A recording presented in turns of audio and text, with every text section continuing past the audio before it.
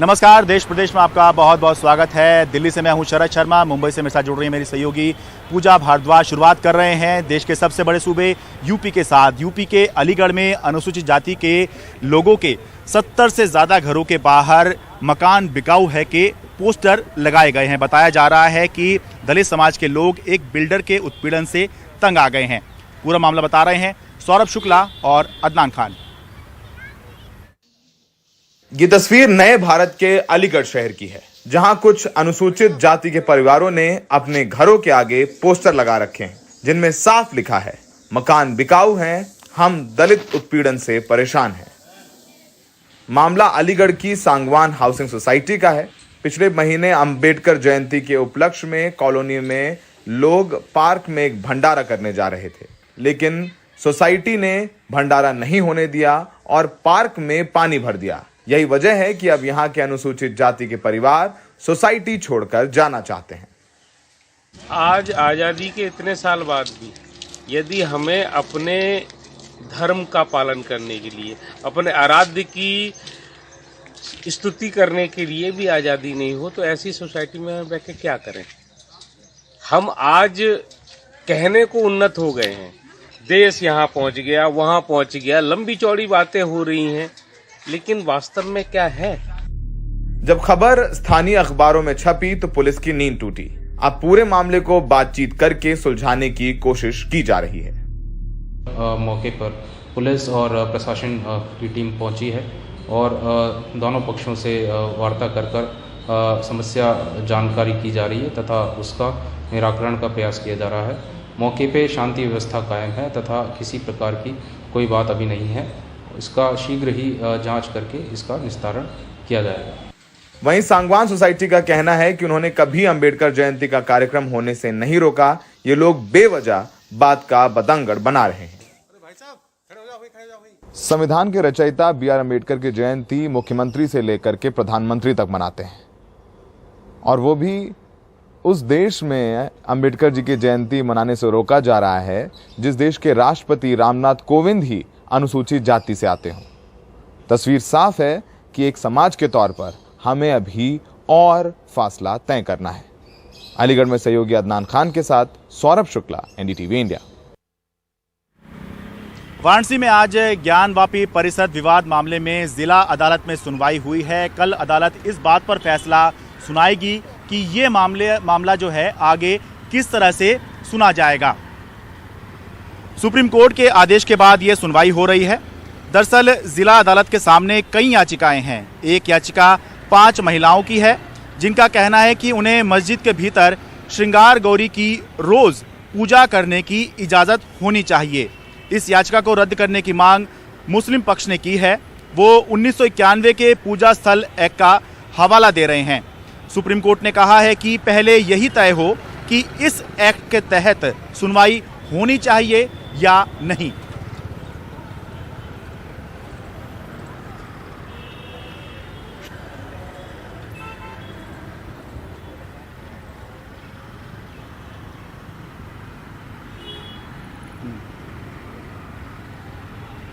केंद्र सरकार ने हाल ही में महंगाई कम करने के लिए कई घोषणाएं की, जिनमें एक घोषणा ये थी कि जो उज्ज्वला योजना है उसके तहत जो लाभार्थी हैं उनको जो सिलेंडर मिलता है उस पर 200 रुपये की सब्सिडी दी जाए। लेकिन इस सब्सिडी के बावजूद बहुत से ऐसे लोग हैं जो उनको सिलेंडर मिला है, रिफिल का सिलेंडर मिला है, उसको भी वो खरीद नहीं पा रहे हैं और चूल्हे पर आ गए हैं।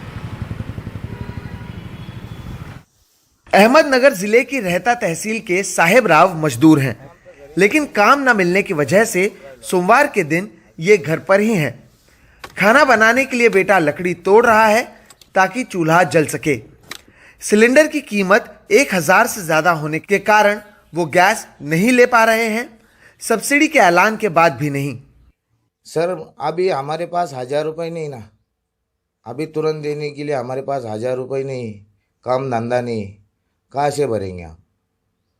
200 रुपये तो कब के कब आएंगे, मगर आप भी नहीं ना हमारे भरने। वो काम धंधा भी इतना रिस्पॉन्स में नहीं चल रहा है। वो है मगर अभी वो काम परिस्थिति नहीं होती है, ज़्यादा पैसा नहीं मिलता है, जितना खाने पुरता मिलता है उतना ही मिलता है। ज़्यादा पैसा आता नहीं करके हम गैस भरते नहीं।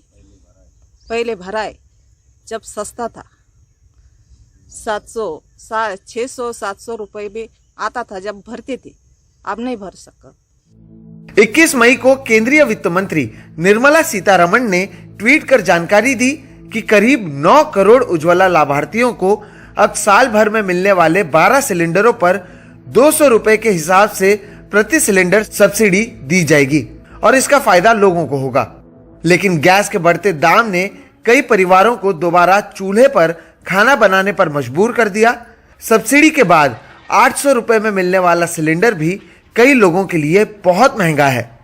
हमारे पास पैसे नहीं है। जब तक कि वो सस्ता था तब तक हम भरते थे, जब महंगा हो गया था हमारे पास पैसे नहीं भरने को, इसलिए हम चूल्हे पे बनाते। कौन सा गैस है आपके पास? उज्ज्वला का। उज्ज्वला का? हाँ। कितने सिलेंडर भरे थे आपने पहले? 3-4 भरे थे। जब तक कि वो सस्ते थे तब तक भरते थे, अब ज्यादा हो गए पैसे इसलिए भरते नहीं हम। 200 रुपये मिले तो अभी क्या करने का? हाँ, अभी हो गए महंगा तो अभी पैसे है क्या हमारे पास भरने को? हाँ, फिर अभी क्या करने का? जो हमारा वो चूल्हा चालू है वही चालू देने का। हाँ, फिर अभी क्या करने का? पैसे नहीं, हमको काम नहीं का कुछ नहीं, फिर हमारे पास पैसे नहीं भरने का नहीं। जो चूल्हे पे लकड़े वो धूप में जाते लकड़ी लाते पकाना करते हम। वित्त मंत्री निर्मला सीतारमण भले ही 200 रुपए सब्सिडी से 9 करोड़ लोगों को राहत मिलने की बात कर रही हो, लेकिन आंकड़े कुछ दूसरी कहानी बयां करते हैं। आरटीआई कार्यकर्ता चंद्रशेखर गौर को मिले आंकड़ों पर नजर डालें तो साल 2021-22 में जनवरी तक बीपीसीएल में उज्ज्वला के लाभार्थियों में से 52,41,245 लाभार्थी ऐसे हैं जिन्होंने केवल एक बार सिलेंडर भरवाया, तो वहीं 22,31,496 ग्राहक ऐसे हैं जिन्होंने इसे कभी नहीं भरवाया। एचपीसीएल के 53.7 लाख ग्राहकों ने केवल एक बार सिलेंडर भरवाया, तो वहीं 13.53 लाख ग्राहक ऐसे हैं जिन्होंने सिलेंडर रिफिल ही नहीं करवाया।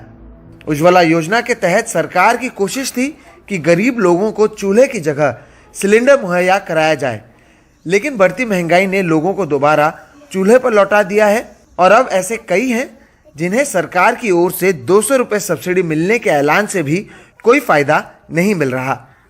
अहमदनगर से माधव ओझा के साथ मुंबई से सोहित मिश्रा, एनडीटीवी इंडिया।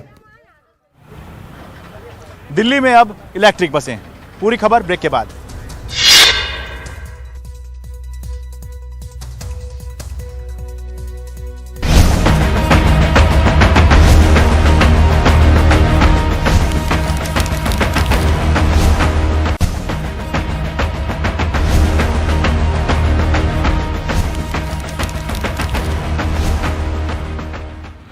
देश प्रदेश में आपका फिर एक बार बहुत बहुत स्वागत है। अब बात करते हैं दिल्ली की। दिल्ली की सड़कों पर इलेक्ट्रिक बसों की एंट्री होने जा रही है। मंगलवार को दिल्ली के मुख्यमंत्री अरविंद केजरीवाल 150 इलेक्ट्रिक बसों को हरी झंडी दिखाएंगे और डीटीसी के बेड़े में शामिल कराएंगे। करीब 2 से 4 महीने तक इलेक्ट्रिक बसों का दिल्ली की सड़कों पे ट्रायल हुआ, जिसके बाद इनको आम जनता के लिए सड़कों पर उतारने का फैसला लिया गया है। कैसी दिखती हैं ये बसें और इनमें क्या क्या सुविधाएं हैं, देखिए ये रिपोर्ट। अब दिल्ली वाले भी इलेक्ट्रिक बसों में यात्रा कर सकेंगे। दिल्ली परिवहन निगम यानी डीटीसी के बेड़े में मंगलवार को 150 इलेक्ट्रिक बस शामिल होने जा रही हैं। 2010 के बाद डीटीसी के बेड़े में ये पहली एंट्री होगी। इलेक्ट्रिक बसें फुल्ली एसी हैं। बस के अंदर की गतिविधि पर नजर रखने के लिए सीसीटीवी कैमरा लगा हुआ है। आपात स्थिति के लिए पैनिक बटन या इमरजेंसी बटन लगे हैं। ज्यादा भीड़ होने पर बस रोकने का संदेश देने के लिए ये स्टॉप बटन भी लगे हैं। एक और वो बता रहे थे कि जो स्टॉप वाला बटन है कि वो जब स्टॉप कोई दबा देगा तो आईवीआर चलता है इसमें। हाँ जी, एक बार दबा के देखें जरा। हाँ जी, देखो ये देखिए, एक बार मैं दबाता हूँ पीछे से। ये स्टॉप बटन हमने दबाया। Please stop the bus. ठीक है, इस तरह का दबाने से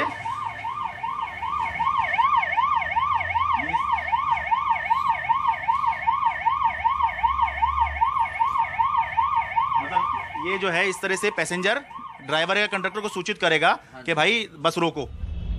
यात्री इस बात से खुश हैं कि एक तो बस नहीं है, दूसरा बस में शोर बिल्कुल नहीं होता। सीएनजी बसों में तो सर सीटों का भी फर्क है, अब तो आधी से ज़्यादा खराब वैसे ही हो ली हैं। अब ये आएंगी तो थोड़ा बहुत फर्क पड़ेगा। रोड पे चलने लायक भी होगी, ढंग होगी। उनमें से झटके ही लगते हैं गाड़ियों में ज़्यादातर बैठ के, तो आवाज़ें आती है गाड़ियों की। तो अच्छा, आवाज़ ज़्यादा आती है? आवाज़ आती है, इनमें आवाज़ नहीं है। इसमें आवाज़ नहीं आ रही है सर। अनुभव तो वही मक्खन की तरह है बिल्कुल। मतलब पता ही नहीं चल रहा, हम बस में हैं, नॉर्मली चल रही है, कोई साउंड नहीं है, बाहर की कोई आवाज़ नहीं आ रही। लगभग 1.5 से 2 घंटे चार्ज करने पर ये बस लगभग 175 किलोमीटर चल जाती है। 1.5 से 2 घंटा चार्ज होकर कितना जो है चल जाती है? ये 170 के आसपास सर, 170 175 175 किलोमीटर सर। यात्रियों के लिए किराया एसी बस की तरह ही लगेगा। वही सब सेम है सर। टिकटों का रेट जो पहले एसी बसें में चलता था वही सेम है। अच्छा। 10, 15, 20, 25। अच्छा, वो मतलब ये इलेक्ट्रिक बस है तो इसका मतलब ये नहीं कि इसमें ज़्यादा चार्ज हो जाएगा? नहीं, ऐसा कुछ नहीं है सर। मौजूदा वक्त में इलेक्ट्रिक बसें किसी भी मेट्रो शहर के लिए ज़रूरी हैं। केजरीवाल सरकार काफ़ी समय से डीटीसी के बेड़े में नई बसें जोड़ने में लगी थी। अब जाकर कोशिश ज़मीन पर देखने को तैयार है।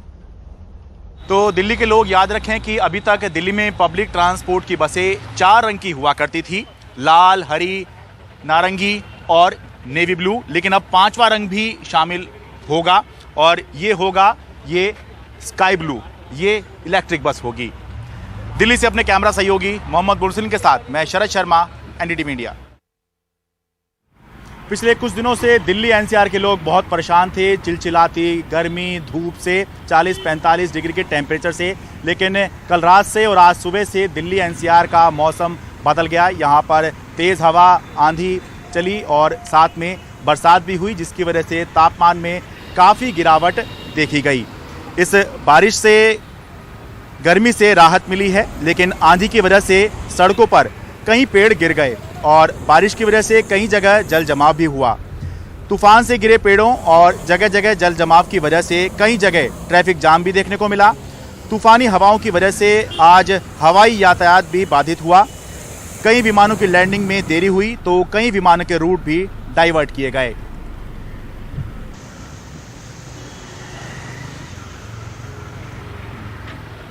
और अब बात करते हैं हिमाचल प्रदेश की। हिमाचल प्रदेश के धौलाधार रेंज में बर्फबारी देखने को मिली है। इस बर्फबारी में तापमान में गिरावट आई है और ठंडक बढ़ गई है। पर्यटक खुश हैं कि उन्हें बर्फबारी का लुत्फ उठाने का मौका मिला। मौसम विभाग ने हिमाचल प्रदेश में तेज़ आंधी, बारिश और ओलावृष्टि को लेकर ऑरेंज अलर्ट जारी किया है। इसी सिलसिले में और भी कई जगहों पर भारी बर्फबारी देखने को मिल सकती है।